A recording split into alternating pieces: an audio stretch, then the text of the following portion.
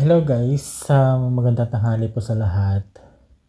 Meron po pala akong i-share sa inyo regarding sa mga video na sa ating YouTube na hindi natin napapansin kung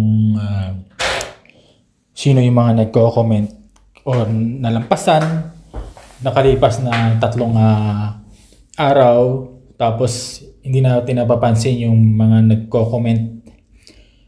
Ituturo ko pala sa inyo guys yung paano malaman kung sino yung mga nag-comment at makita natin, ma-review para ma-replyan sa mga in-upload nating video sa YouTube. So guys, simulan na natin. Kung meron na po kayong application na YouTube Studio guys, ito siya. Ayan, itong YouTube Studio. I-click nyo lang siya na ganyan. So, nakita natin po siya guys. So, pag-click natin sa YouTube Studio, hanapin natin yung comment.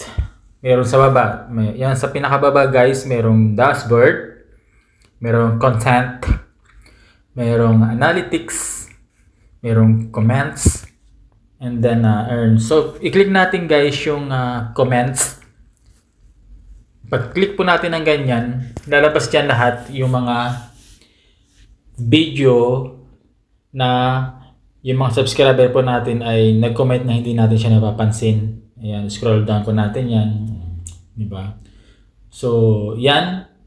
May 6 hours, i-scroll up nyo lang guys at makikita nyo dyan yung mga previous video na hindi natin napapansin na may mga nagko-comment na pala na nais nating replyan.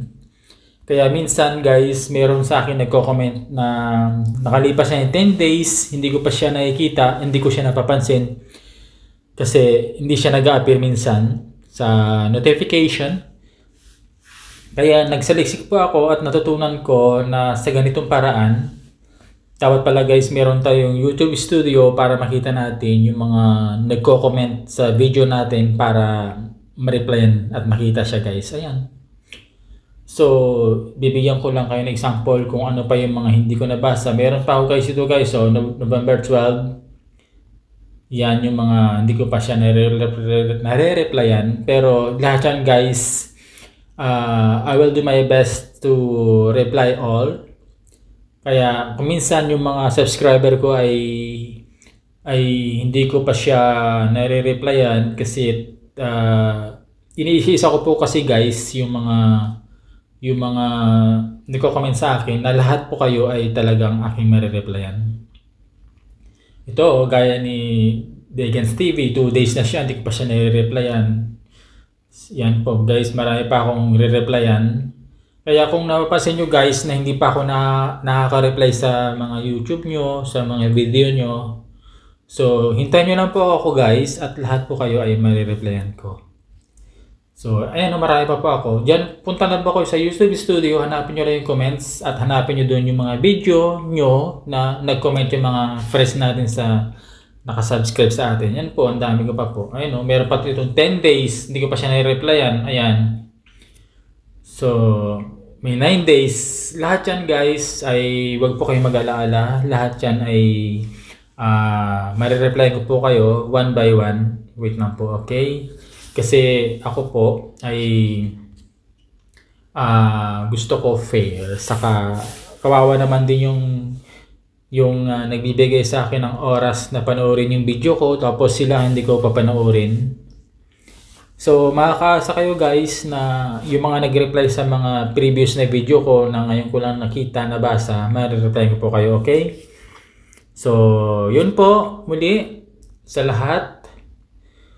Isa lang po itong advice.